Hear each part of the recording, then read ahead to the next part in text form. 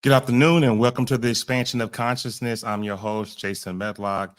We're here to explore the depths of the human potential and the power of the mind. And that's what we do on this show. But today, we will have an exceptional guest, and he's a beacon of resilience and transformation. His name is Alan Labras. And from facing personal tragedy at a young age to questioning the essence of his existence following a life-altering accident, Alan's journey is expiring. He's discovered his calling through profound teachings of Bronny, Ware, and the motivational prowess of Tony Robbins. And guys, we all love Tony Robbins.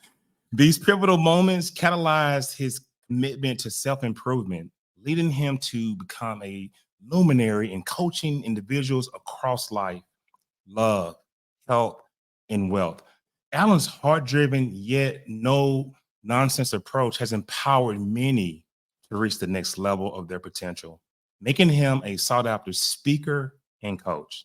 Today, he leads a global team and is nearing the pinnacle of his 10,000-hour journey in speaking, podcasting, training, and coaching. Join us as Alan shares his unique insights, optimizing for success and finding true fulfillment beyond conventional measures. Without any further ado, I'm going to go ahead and bring on Alan Labras. Hello, Alan. How are you today? I am doing well. Thank you for having me. It's always an honor when someone brings you on a platform, and I do not take that lightly. I think it's really important. And the opening of your show was really, really cool. So strong work on that. Awesome. Thank you so much. And, I'm glad that you had a chance to come on the show, Expansion of Consciousness. And just so the audience can understand your journey, understand, some of the trials and tribulation that you faced, how you, found a way to build the life that you wanted, and to understand that too much is given and much is required. And just building a coaching practice and being able to pour back into people, that really attracted me when I started to do my research on you.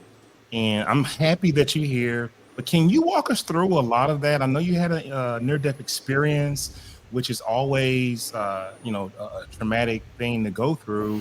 But can you talk to the audience about, who Alan is and how did you come to be to where you are today?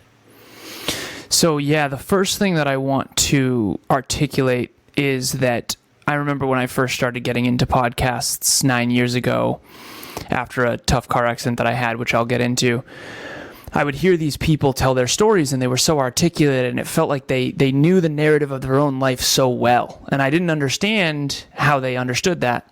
And now here I am 9 years later, and I've explored my story. I've gone into the depths of everything that happened, and I've practiced it, and I understand it. And so the first thing I want to share with everybody is that while I was going through and growing through all these things, I didn't really understand it fully until later upon reflection. And so now it seems like it's very, very much understood by me, but it wasn't at the time. And so while I'm going to tell my story, I think it's important for everyone to kind of think of their own as well. So my story, again, didn't know this at the time, but born into tremendous adversity. Father passes away when I'm 2 years old in a car accident. He was 28 years old at the time. My mom was 31. She was a stay-at-home mom. He was the breadwinner. He was in sales on the road. And I had an older sister who was 6. So I'm 2, my older sister's 6, and then it's just me, my mom, and my older sister. Then my stepfather comes in the picture. So my real last name is actually McCorkle. So my father, my birth father, comes from an big Irish Catholic family. It was Jim, Joe, John, Jane, Joan, Jeanette. And John was my dad. And when my stepfather came into the picture, his name's Steve Lazaros. I took his name at, I think, around age 7. My sister did as well. We took his last name. We kind of didn't really talk to my birth father's side because unconsciously or consciously, we were kind of pretending, for lack of better phrasing, to be a family unit. And again, didn't understand at the time. So when I'm 14 years old, so I often refer to that part of my journey from 3 to 14 as boats and BS. And the reason why is we had motorcycles, we had snowmobiles, we had ski trips, we had a yacht, we had apartment buildings. This is the late 90s, early 2000s when the economy was really booming, particularly the late 90s. And my stepfather worked for a company called Agfa. They did hospital computers and they did very well. And he left my family at age 14 and he took his entire extended family with him. And also 90% of the income as well. So we went from doing well with my birth father in sales to broke. Stepfather comes into the picture, doing well again financially, even though my stepfather and mom did not get along, which caused a lot of stuff. Then my stepfather leaves, takes 90% of the income with him, and we go all the way back to broke. So he gets the apartment building and the yacht. We get the home and the dog. And at that same time, and again, I didn't understand this at the time. At that same time, my mom gets in a altercation with her sister, my Aunt Sandy. And my Aunt Sandy ostracizes us from her entire side of the family as well. At that same time, my sister moves out with her older boyfriend. She's 17 at the time, I'm 14. So now it's just me and my mom in that house alone with, how am I going to go to college? How am I going to achieve my dreams? I'm used to getting Xbox and Dreamcast and being well off. My mom drives a BMW to now we're broke. I get free lunch at school now because our income is so low.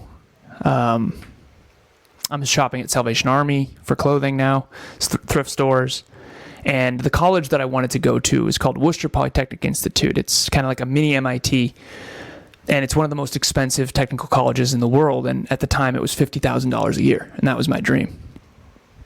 And so I'm like, how am I going to, even if I get into my dream college, which is really hard to get into, how am I going to go, right? So by the time I'm 14 years old, and again, I didn't learn this until my 30s when I started doing therapy and reflecting and understanding all this, we don't talk to my birth father's side. My stepfather leaves and takes his entire extended family with him. I've never seen any of them since or talked to any of them, not a single one. And then my mom and her sister gets in a fight and ostracized. So by the time I'm 14 years old, including my sister moving out, I've kind of lost 3 families.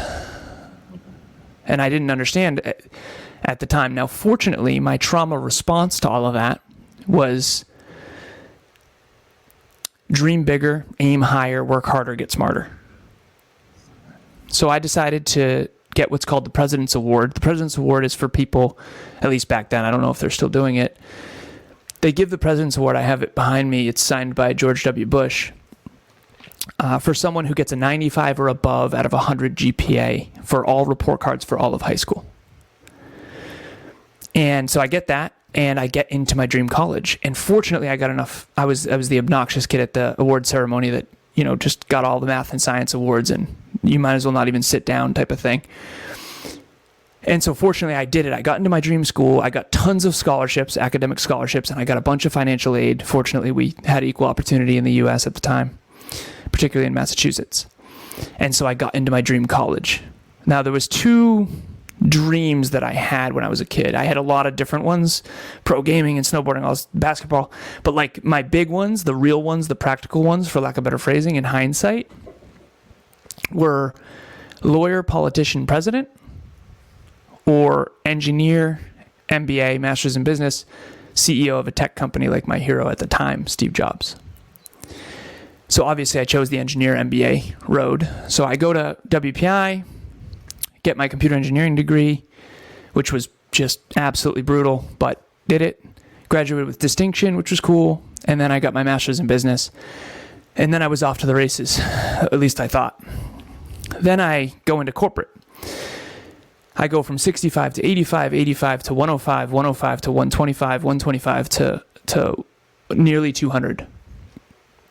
I paid off $84,000 worth of debt in a single year, which for me was a big deal because like I said, I was broke from 14 to that time. I had 150 grand in an investment account, Vanguard, ETFs, stocks, index funds, all tech companies. I had a lot of Cognex as well. I bought, which is the company I was working for at the time. Cognex, I was inside sales engineer, and then I was an outside sales engineer, and then I was selling industrial automation equipment into manufacturing facilities all across New England. Big companies you can think of, manufacturing. Connecticut actually has a lot of manufacturing. So anyways, I'm 26 at this point. I'm a 1% global earner. Came from tremendous adversity, but didn't really know it. Drinking too much too often. Cognex's motto to this day, the company, you can look this up, it's a publicly traded company, is work hard, play hard. And I used to say work hard, play harder. Stepdad and mom used to drink and party. And so I adopted that without knowing it really. Now I'm 26 years old. I'm up in New Hampshire with my little cousin. And that's when I get in my car accident. So it's a dark winter night. The snowbanks were so bad that winter that they were covering the street signs.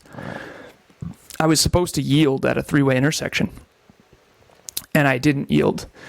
I end up on the wrong side of the road. I look down at the GPS, I look up, and I see in front of me what I think is a Mack truck.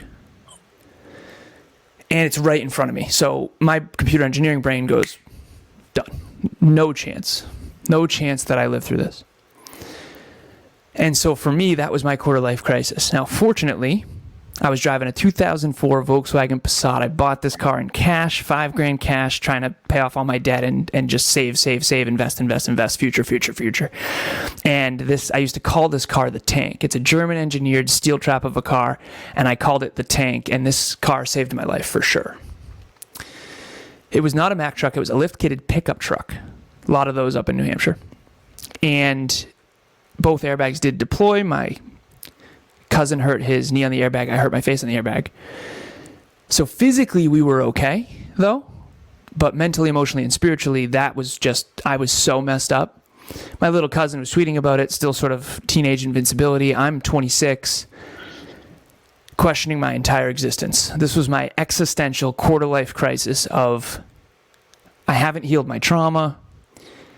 I have massive regret of so many of my choices. I always achieved what I thought was my dreams. And I was always improvement-oriented toward those dreams. I was always an achiever. But I wasn't self-improvement-oriented. So I was improvement-oriented, video games, snowboarding, basketball, computer engineering, whatever. I just achieve. Significance-driven, right? A lot of American males are.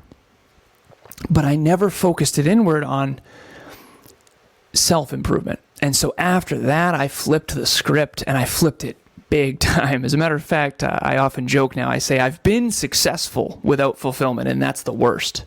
But I've also been fulfilled without success, because I went all the way past broke after that. And when I started my own company, and I was super fulfilled, and I was super well developed internally, physically, mentally, emotionally, and spiritually, but I was broke. And so now I joke and I say success without fulfillment is not great. I've been there. And then fulfillment without success also sucks almost just as much, which I also experienced.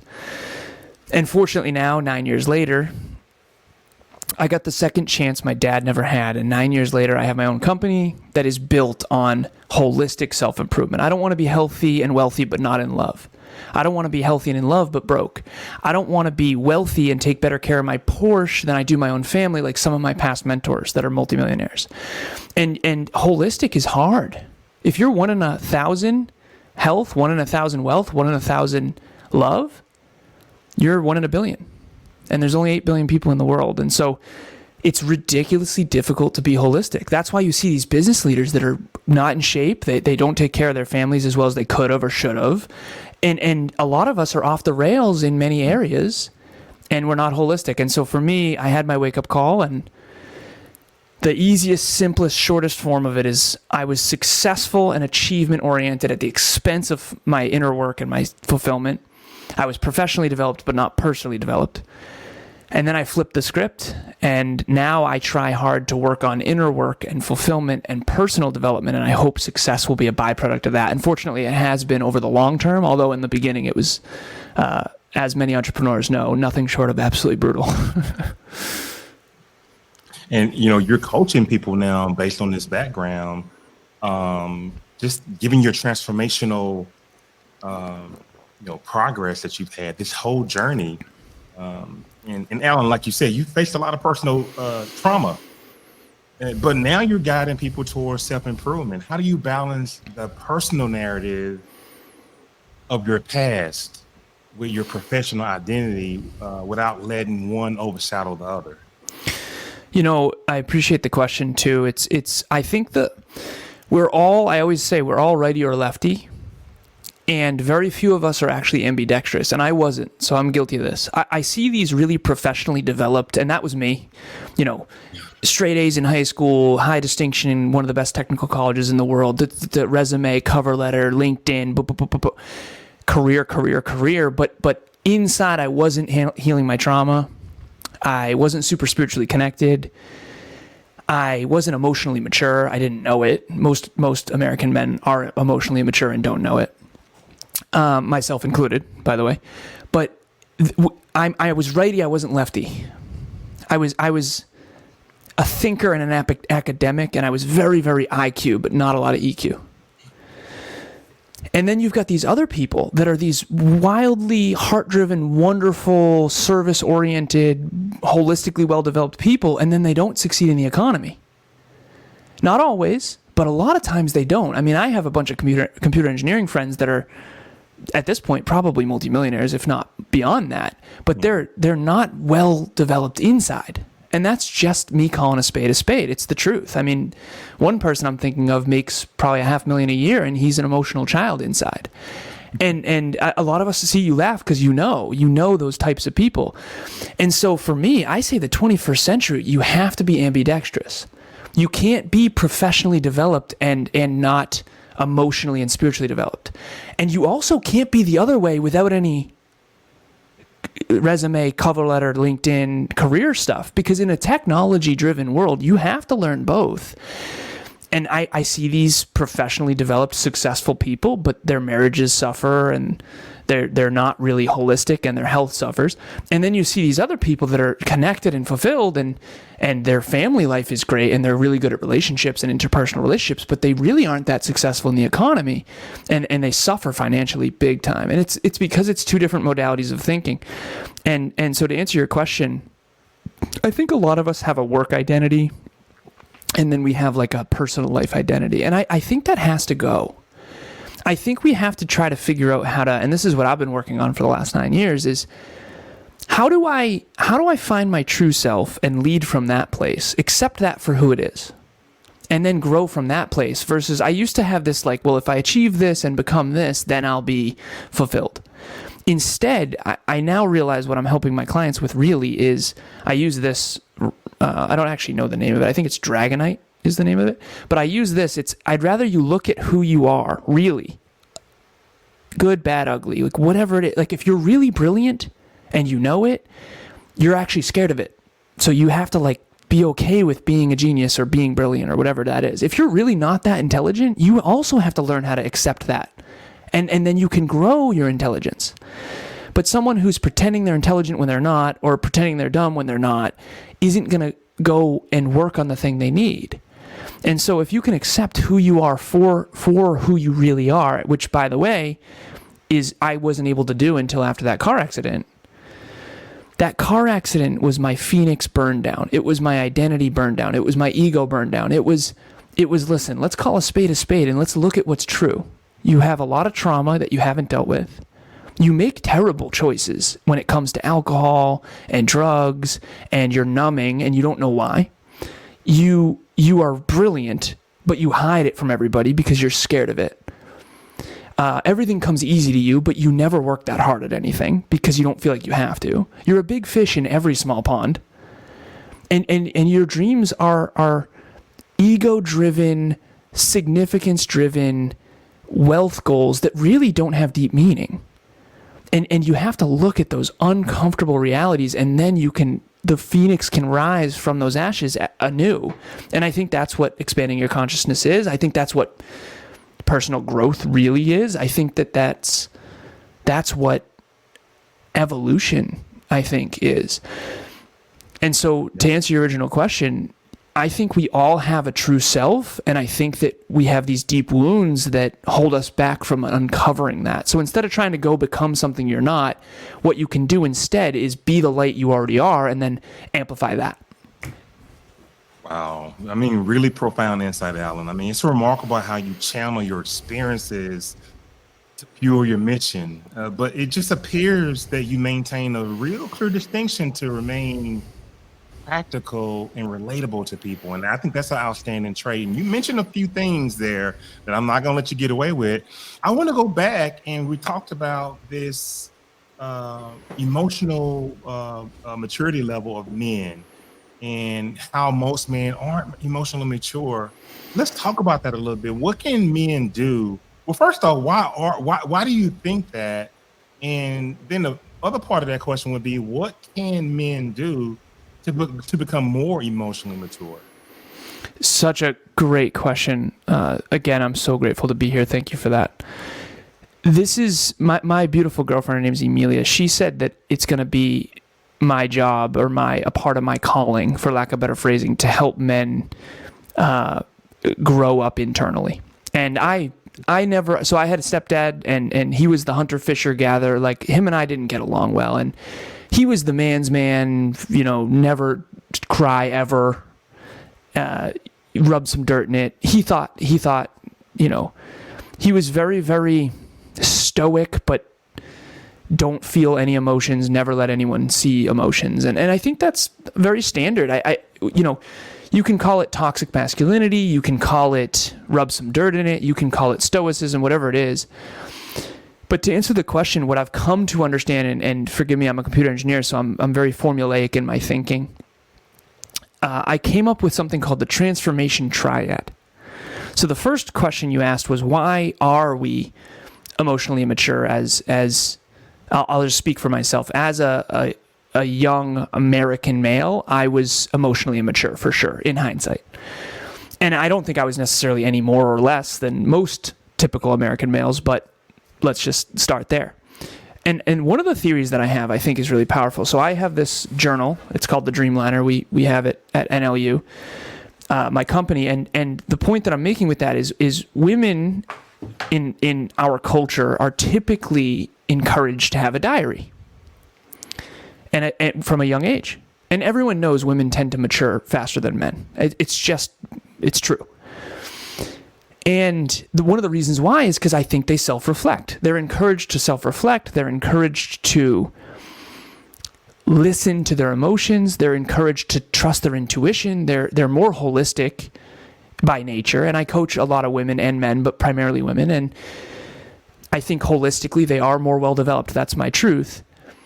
But that being said, I think it comes from a lot of culture. I think it comes from being told as a young man that you need to toughen up. And I do think there's some truth to that too, because if you don't have thick skin ever, you are in some serious trouble, genuinely. So you gotta handle adversity, and you do have to be strong. But why can't strong also be warm? And it goes back to the ambidextrous thing too. Like, as a leader, for example, you have to be super strong and super competent. I lead a 21-person team, and I have to be the most competent and the strongest, but I also have to be warm, and I have to be empathetic, and I have to be loving. It doesn't mean I have to be fake, but I have to balance the righty and the lefty. You can't just always be a dictator. And that might have worked in past centuries, but that's not going to work in the 21st century. And so I think the main reason is culturally, I do think men are typically deeply insecure to be seen as weak. And vulnerability is not something I even learned anything about until I was 29 years old. And so the triad of transformation is what I think is the solution. And I've been working with I want people to know I'm not a talking head. I work in the real world with real clients. I was on with a client right before this. So I'm doing this with people. This isn't just my theories, right? So I call it the triad of transformation. And I took a fire protection course when I was in college. It was fire engineering. And it was a really cool course where without heat, fuel, and oxygen, you can't create fire. And I think that without courage, humility, and vulnerability, you can't create transformation. And one of the things that I think is fascinating, and this is one of the reasons why life is so hard, is because it's always and, not or. Yin and yang.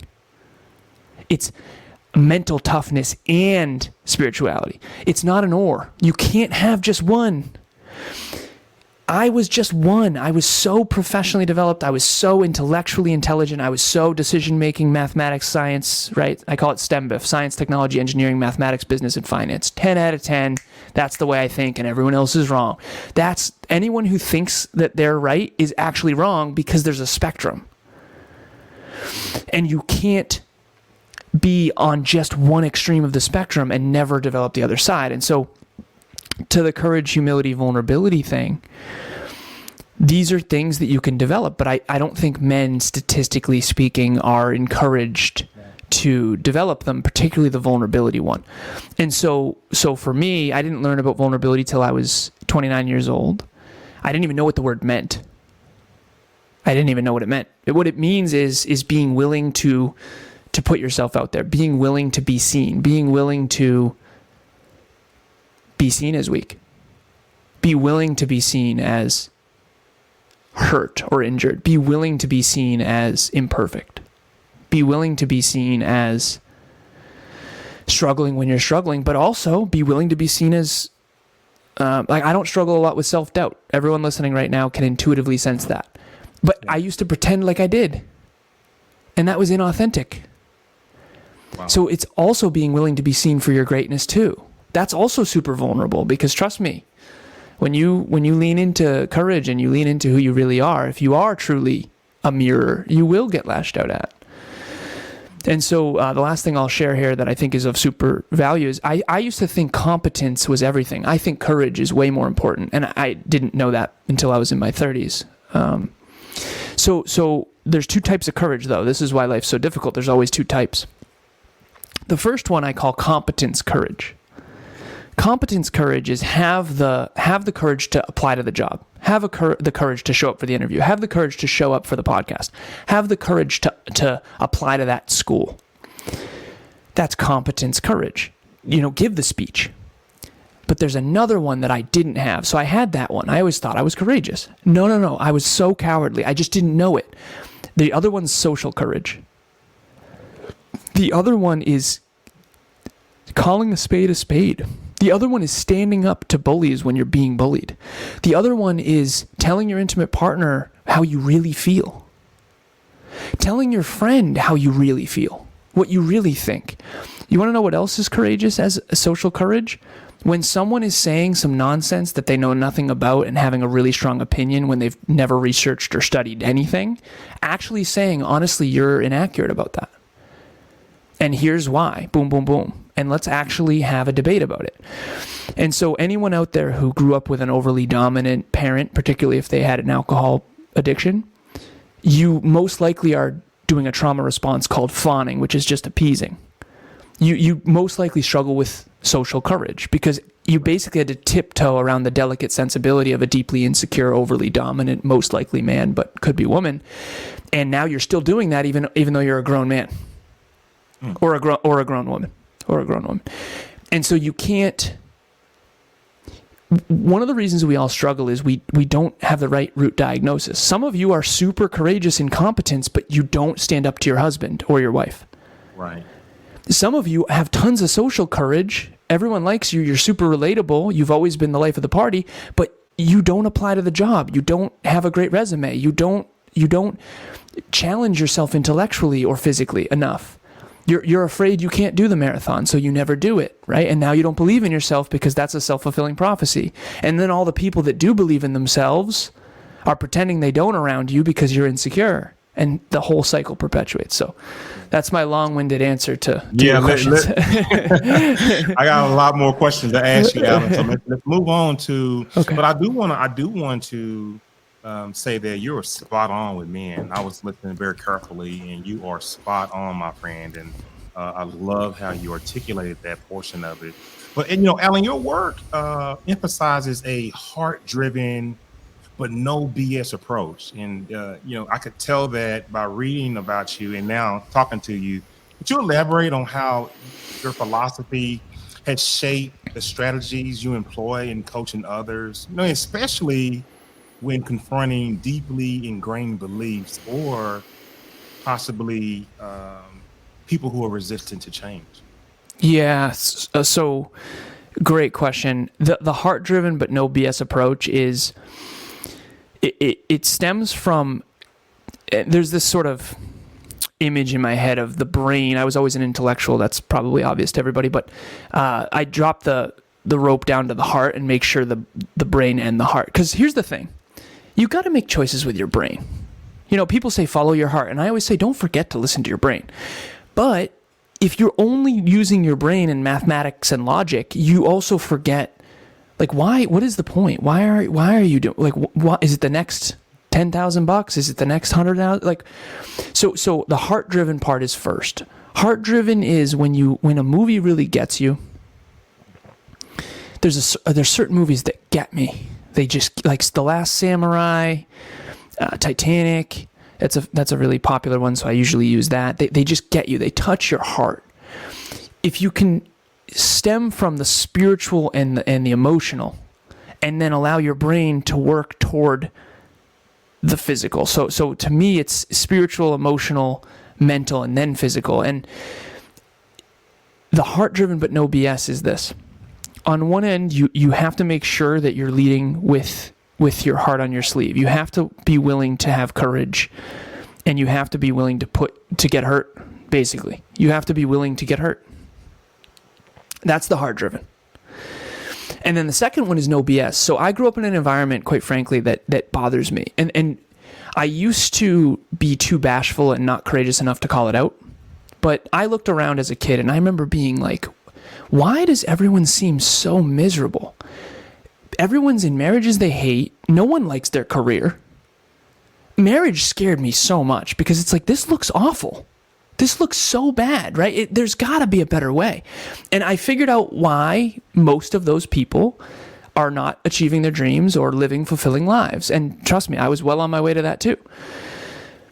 It's because they are, and I have these 4 words written on my whiteboard over here. I call these my kryptonite. I grew up in an environment where a lot of these 4 words. The first one is unstable. Just massive mental health issues that are not being dealt with. The second word is delusional. Delusional about self, right? If you think you're intelligent when you're not, that's not good for anyone. I might think I'm intelligent, but I'm still reading every day, right? So humility goes a long way, and a lot of people are delusional and they don't have real humility. I actually was always called arrogant, but I'm the one who's like reading and putting in the work, right? So it's just this weird thing. Number 3 is naive. I was naive as it gets. I mean, about human nature, about people's real level of self-belief, about how few people are actually better behind the scenes than they're portraying on social media. I was so naive. And that's the third one. And the last one is my least favorite. Entitled. Entitled is thinking you deserve things for no reason. Thinking that it's lessening the accomplishments of others. It's like, you ever hear someone watching sports, oh, I can't believe they dropped that ball. And it's, listen, you're not athletic. You never work out. You've never stepped foot on a field. This person works every day, and it was going at him at 90 miles an hour. You would have dropped it too. Like, where's your humility to say, wow, I'm on the sidelines judging this person who is putting in more work and sweat equity than I have ever put into anything. And so those are the 4 that I call my kryptonite. And to answer your original question, the no BS is just calling it out. I never had the courage to call it out. I never had the courage to. I had a friend growing up who his brother was a personal trainer, and I remember I was working out for a long time, and I was a fitness model and a fitness coach and a fitness competitor, and I remember he'd be like, "Dude, you're deadlifting wrong," and I'd be like, "You've never been to the gym. You drink like a fish, smoke like a chimney. You're morbidly obese," and he's like, "Well, my brother's a personal trainer," and I just didn't have the courage to call him out. I didn't have the courage to say, "You never work out. I'm like actually a fitness model, and I win fitness competitions, and you have the audacity to try to tell me how to do what I do best." And the truth is, I just was a coward, and he's a bully, a delusional, entitled bully. And now I finally just started calling it out. And even if I call it out, it doesn't have to be calling it out necessarily verbally, but it has to be just sail away from those people. You can spend the rest of your life trying to convince people of your value and justify your stuff. And if someone's toxic, you know it deep down. And the heart-driven but no BS is, listen, I have a mission and a purpose, and I'm not going to waste my only time and effort on persons, places, things, and ideas that are toxic. And for me, that's been the most painful part of this journey is the losing of friends and just having to sail away from so many people who have the strongest opinions about everything, but they're not putting in any real work. And I know I'm not the only one who suffers from that. And I just luckily have finally found the courage in my 30s to really just sail away. But so, Alan, you differentiate between success and fulfillment, in your mission. And I was reading that, that's a strong, portion of your work. I'm just wondering, how do you guide individuals in identifying what fulfillment means to them personally? So fulfillment was, and I mentioned earlier that growing up, I saw, we all think it's pursuit of happiness, and that's in the U.S. Constitution, and then there's the movie The Pursuit of Happiness, and there's that John Lennon story that I heard growing up of, he was in class, and the teacher said, what do you want to be when you grow up? And he said, happy, and the teacher said, you don't understand the assignment, and he said, you don't understand life. I don't know if that's a true story or not, by the way, but what I do know is that all of us think we're after happiness. But I remember when I was younger, I was always formulaic in my thinking, big math and science guy. And I used to think, like, there's got to be a better way. I know there's a better way.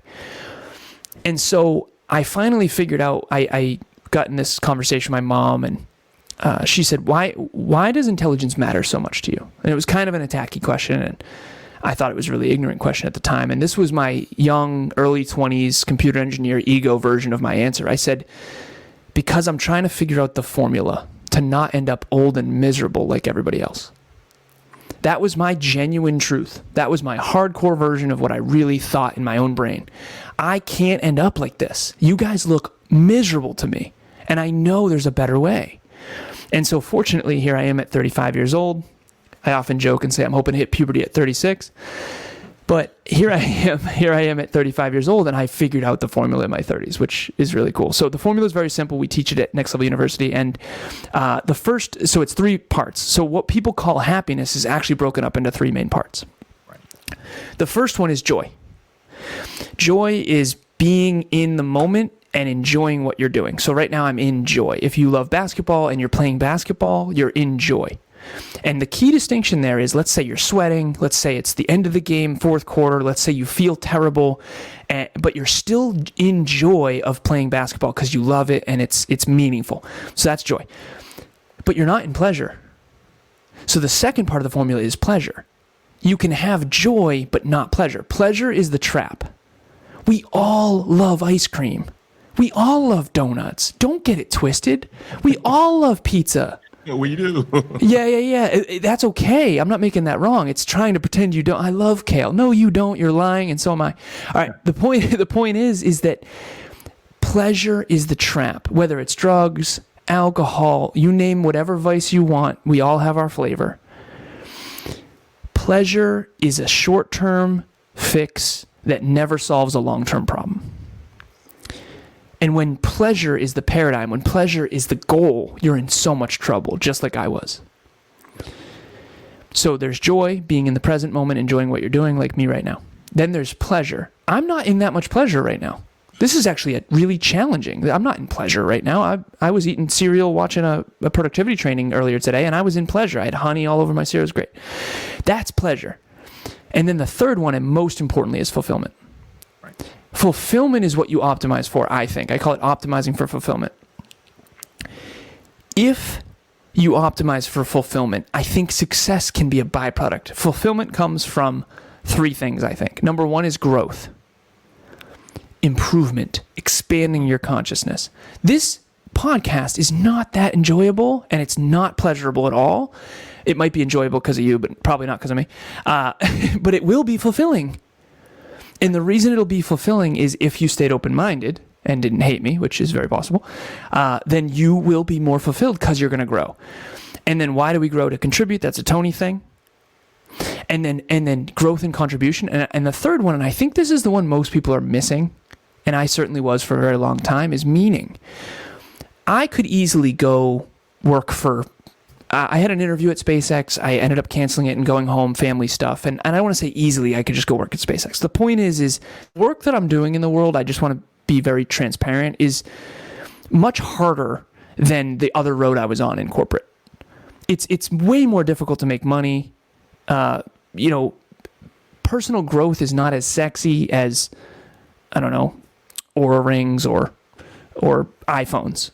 And so as a computer engineer in the tech space who rose very quickly in corporate, I chose the much harder road financially. But it's so fulfilling. Why? Because it's so meaningful. It's meaningful because it's alignment with my calling. It's in alignment with my calling. And so, yeah, of course I could take the easier road. My business partner, Kevin, jokes how I'm one of the only people he's ever met that would ever turn down $1 million of investment. But I just didn't want anyone's hand in our cookie jar. But the point is, do the work in the world that helps you grow, contribute, and that's meaningful work. I can work for free coaching where it's more meaningful than what I was doing at Cognex for, $10,000 a month. And so that's it. And unfortunately, most people are in the pleasure trap. And I was in the pleasure trap for sure. And I was seeking pleasure and fun at the expense of fulfillment. Awesome. Just amazing. I love the depth on how you are responding to some of the things that the audience needs to know. It's just it's a real treat to have someone that can go in that much detail.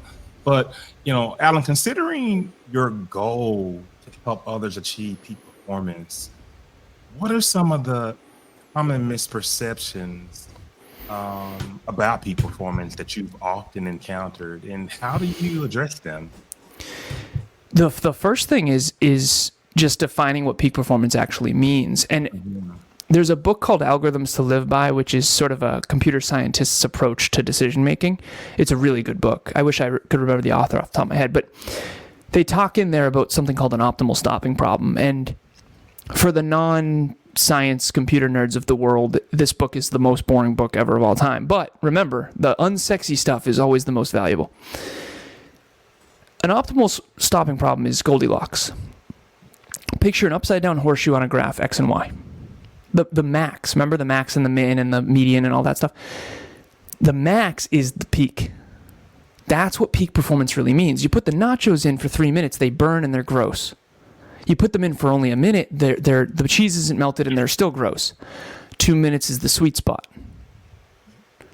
That's the max. That's the optimal stopping problem. And so peak performance, you asked me the common misconceptions. The common misconceptions is no one even knows what it means. And how do you create peak performance on the micro toward a macro dream? And so if you've ever studied any game theory, there's two types of games. There's finite games and there's infinite games. Finite games have a beginning, middle, end. They have certain players. Like one chess match, if you and I were playing chess, that's a finite game. An infinite game is becoming the best chess master that you can be. Mm-hmm. You never actually get there. It's a mountain that gets higher as you climb it. Right. And so how do we use peak performance? And people always say, well, just do the right thing. It's like, whoa. Aristotle said, who can do the right thing in the right way, at the right time, for the right reason, with the right people, in the right amount? See, that's why life's so hard. Life isn't hard when it's little finite games. Here's why life is so hard. It's an infinite game. It's infinite finite games within that infinite game. And every decision you make is, every yes you say yes to is saying no to infinite other possibilities. So we wonder why we're overwhelmed, stressed, and overworked. Okay, even books. What's the optimal book? There is no real answer to that. But there are better books than others. And as you start reading books, you'll start to gather a data set. And as you gather that data set, you'll start to, okay, these books kind of suck. They have good marketing titles, but they're not very good. These books are actually powerful. Right now, I've worked a lot on my performance side, so now I'm going to work on the emotional side. So maybe emotions book is what I'll do next. And you just start to hone. And that's why these people that do things for 10, 20, 30 years and get their black belt, so to speak, metaphorically speaking, they're just so much better than beginners because they've accumulated so much data. They've accumulated so many skills. They've accumulated consistent peak performance, not only on the micro, but also on the macro long term. And so peak performance is rest and work. That's why podcasting is so hard. Some of you out there are working too hard and actually need more R&R. Other people, I say you need more R&R, and they're like, yeah. And trust me, you don't. You probably need to work hard. If you're pumped that I say you need more R&R, you don't. We're all one or the other. We're all righty or lefty. Okay, some of us work ridiculously hard, and we struggle to relax. I'm on that end, in case you didn't notice. Most people who are on that end, they want affirmation. They want more excuses to relax. When in reality, what they actually need is to be a peak performance to get to the peak of this sort of curve is to actually work harder. So all advice needs to be customized. That's why I love one-on-one coaching more than speaking and podcasting, is because in one-on-one coaching, I know that my advice is more optimal. Awesome.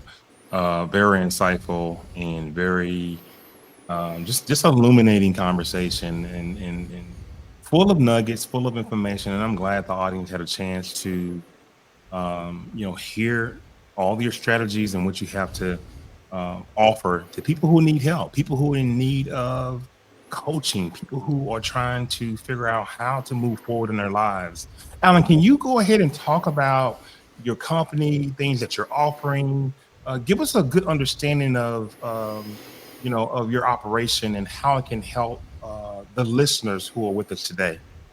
Yeah, thank you so much. So the Next Level University, we started this 7 years ago, and it's just a couple kids from a small town who, Kevin and I are business partners, and I started a podcast called Conversations Change Lives, and he had a podcast called the Hyperconscious Podcast, and he was my first guest, and I was his first guest, and then we teamed up, and then we went all in on Hyperconscious for many years, and then we eventually rebranded to what's now known as Next Level University. So Next Level University is the brand, it's the podcast, it's also the company. The website is nextleveluniverse.com. In terms of what we do, it really is the metaphor of no matter how far you've come, there is a next level for you. And the cool part about it is it works both ways. So even if you're a beginner, there's a next level. But even if you're a grandmaster, there's another level you can reach, because this is an infinite game. And what we try to do at our company is have something for everybody, and not in terms of not niching. In other words, if you don't want to get to the next level, if you're not growth oriented, if you're not humble, and if you aren't open minded, NLU won't be for you. That will be obvious. But we have a business model that has 21 departments, and more than half of them are free. I often joke, it's like Google, we all use Google, and most of us don't pay for it. I think you probably do, and I do, because we're business owners. But I used Google for, a decade without ever spending $1. So NLU builds a community through free value, and then if you want to go deeper or climb higher, you come to the more expensive things. So we have a book club that we do every week. Awesome. We have free virtual monthly meetups that we do every month. We have a group coaching program we do every quarter. We do live events every year. I have one-on-one coaching for business owners. Kevin has one-on-one coaching for podcasters. Some podcasters want to start a business. They come to me. Some business owners want to start a podcast. They go to Kev. So we got a whole bunch of stuff. nextleveluniverse.com, spelt just like it sounds. And then the podcast and the brand and the business is Next Level University, just like it sounds. Come learn, come grow, and if you're not unstable, delusional, naive, or entitled, you're going to do well with us. I like the fact that, that's the interweave and all of this information that you're giving, that you have really strong spiritual concepts that are at the core principle of a lot of your work, and connection, understanding yourself, and this inner work that has to happen so that you can identify these emotional blockages. So the way you weave this in, but then you say, hey, listen, let's create something that you want to do. It's really intriguing to me, and I'm sure it's intriguing to the audience. I'd like for you to leave this audience with something inspirational. Any last words that you would like to you would like to say to the people who are listening? No matter how hard your past has been, you do have a spotless future. And you can take the past. People say, stay in the present. And I understand why they say that. So I'm not, but you got to learn from the past, build in the future, build in the present toward a brighter future. I really believe that. And some people who are too future oriented do need to be more present. But some people who are overly present need to design their future more and actually contemplate and project and set goals and that kind of thing. And then a lot of us avoid our past. I did. I didn't talk about my father's death until I was in my mid-20s. So I was avoiding my past, and I was escaping into the future. So I'm very future oriented. So for me, I need to learn how to stay present and process my past. For you, maybe you're always present. Maybe you need to look into the future and go, wow, if I keep on this trajectory, things aren't going to look so good. So past, present, and future all matter. I think they all matter equally, to be honest. I think you need all three. And you can make new choices. And so the last thing I'll say is everything you say, think, do, feel, and believe is within your control. And if you believe that and take control, you maximize the probability that you have a much bigger, better, and brighter future. And you'll be fulfilled. And fulfilled people don't hurt people. Fulfilled people just want more people to be fulfilled. And that's the world I want to live in. So I really hope, thank you so much for having me, Jason. I really appreciate it. And I hope everyone got some value. Awesome, Alan. Awesome. Superb delivery. And thank you for coming on the Expansion of Consciousness. And what a treat for the audience. And just a super bright spirit. And you're shining all the way through all the audio headsets that people are listening and through the cell phones and all the digital apparatuses they're using. You are shining through, Alan, and we really appreciate you being here. Thank you, Jason, for having me. It's been an honor and great questions. And yeah, thank you. I do not take it lightly. Thank you so much. Hang in there for me. I'm gonna say some more wonderful things about you when I'm closing this thing out. So hang in there, and I'll be right back to you. Wow, Alan Labras. I just want to thank you for joining us today on this enlightening journey with Alan. I mean, he really had a lot of remarkable things to say. His story reminds me of a person that's experienced true success. And it's not just about reaching the peaks, but it's about embracing the valleys. And, in the course of our experience, we find this courage and we find this determination, and if Alan's message resonates with you guys, I encourage you to dive deeper into your journey of self-improvement. Look him up. All the information will be in the show notes for Alan, so you'll be able to find him. And this can help you reflect on what fulfillment means to you and consider what steps you can take to align yourself or align your life with these values. I mean, I hope today's conversations will go a long way. I just hope that you go all in to transform your life into, one that's not only successful, but deeply fulfilling. And remember, every step you take is a step towards a more empowered you. Visit our website and follow us on social media, jasonmedlock.com, and the Expansion of Consciousness. All of that will be in the show notes. But I want you to continue this conversation and join a community that's committed to expanding their consciousness and achieving peak performance in all areas of life. And if you're ready to take that personal and professional growth level, that next step, consider reaching out to Alan, or, imploring some of the resources that can guide you on your path. Here's to expanding our consciousness and embracing the limitless possibilities within all of us. I want to thank you for listening, and I want you to remember always the next level truly awaits you. And I want to leave you with 3 words, and I do it every show: trust, relax, and discover. Thank you so much. Good night.